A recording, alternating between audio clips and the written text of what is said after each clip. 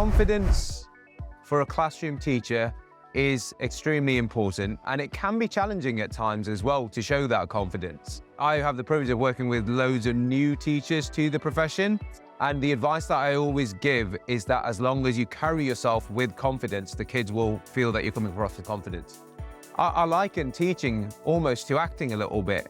The kids won't know how it's supposed to go or how you're going to react. You'll always reflect on it afterwards, but to try and articulate what you're saying comes with time, comes with experience, but confidence is so important. There have been times where my confidence has been impacted.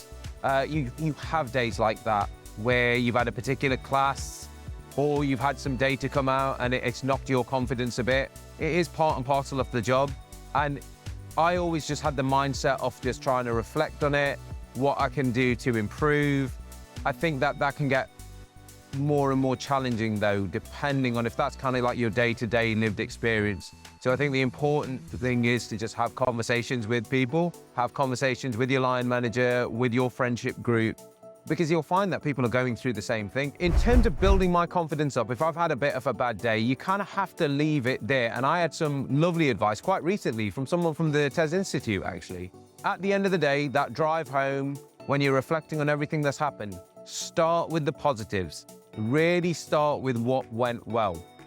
And we're reflective practitioners by nature. We will overanalyze every little bit because we want to do right by the kids that we work with as well. We can tend to focus on the negatives a little bit more, but I think for your own health and your own sanity, it's so important to leave that day, leave that classroom, thinking about what went well, and then go, okay, what can I do slightly differently just to make my life a little bit easier and the kids' life a little bit easier as well.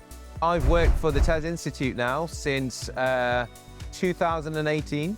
I have worked as a pathway tutor, and I also am on the assessment-only route and the international assessment-only route. And what that essentially means is I support teachers of varying levels of experience, but they're not completely new to the classroom, so they'll have some experience.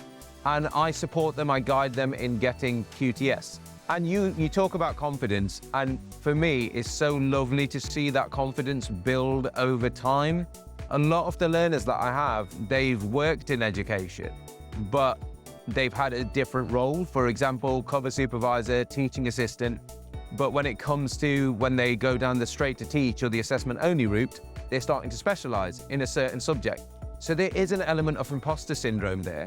What I found is when they go to their second school experience, so when they go and gain experience in a second school, they go in as a teacher and they have such a boost of confidence at that time. So for me, it's just lovely to see them kind of at the start of their journey, not sure if they can do it, constantly reflecting, overanalyzing, and then when you see them at the end of the journey and how happy they are, how confident they are, it's just really lovely to see.